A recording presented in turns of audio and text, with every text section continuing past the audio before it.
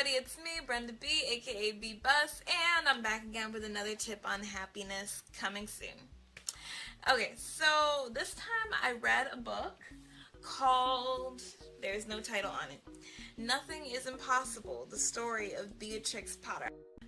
But this is not an autobiography, and it's not even really a biography, it's kind of like also fiction, but basically this lady, Dorothy Aldous, she was really fascinated by Beatrix Potter and just her life and the stories that she wrote, so she decided to kind of look into her life more, and she wrote this book. So Beatrix Potter was the oldest child of two, of a wealthy family.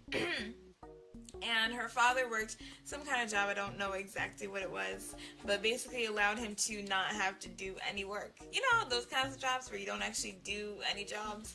Anyway, so he would basically leave for the day and go to some club or country club, I'm assuming, and her mother would hop in a carriage, drive off, and just enjoy the town. Meanwhile, like, no one really interacted with her, and she lived on the third floor of their house, and there were bars on her windows. Why? I don't know.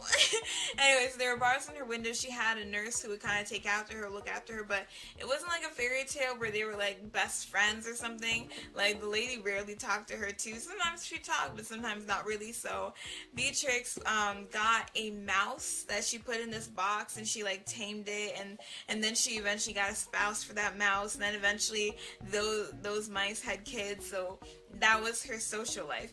Eventually, she got this tutor who taught her how to read and how to write, and also just how to live and just to explore. Eventually, she realized that she was really good at drawing. So just kind of that tutor really opened her up, and that tutor like loved her. She was so nice. But eventually she had to go too. Later she got a tutor to learn a language, and that tutor became one of her close friends because she was only like a year or two older than her. But really, Beatrix was really shy and really quiet because her friends were animals. Eventually she had a warthog in her room, some snails to take care of plant life. I think she had a bird in her room too, and a bunny. Like, she had all these animals in her room, and her parents would just kind of pretend that there weren't any animals in the house.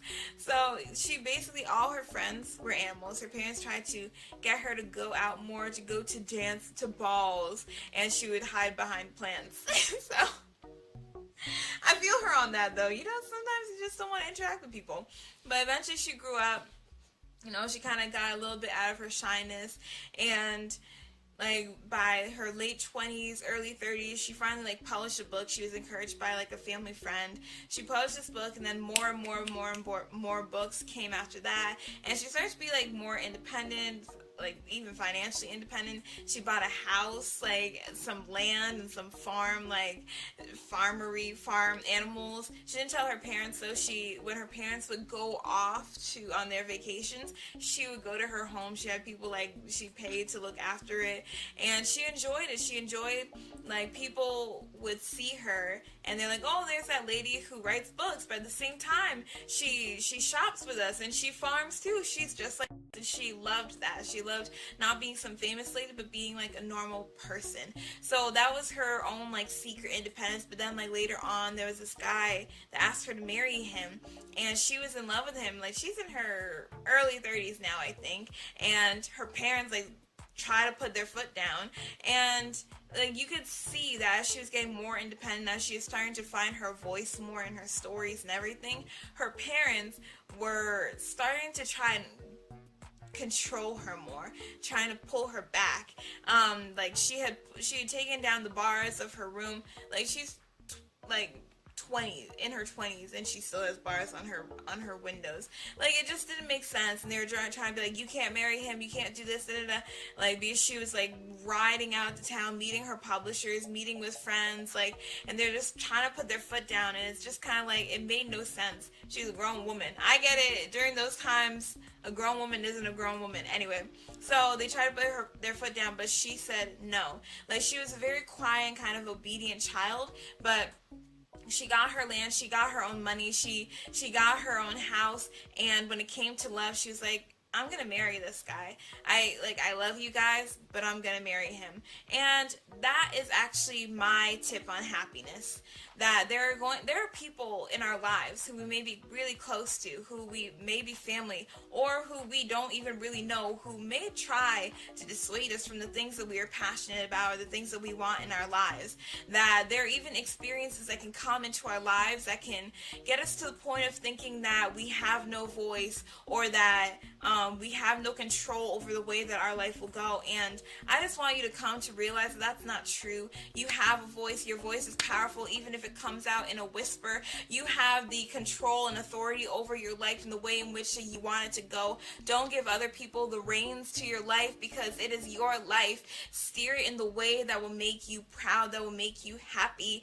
Do with your life what it is that you want, because it is your life. Don't let other people discourage you. Just know that you have a voice. If they convince you you don't, you do. You have a voice. I hear you.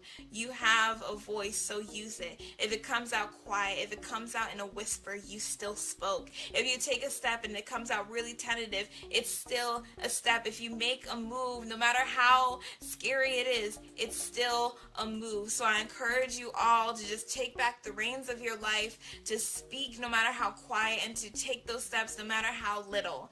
So that is my tip on happiness. I hope you take it. And yeah, I will talk to you guys next time. And until then, happy trails, everyone. Bye.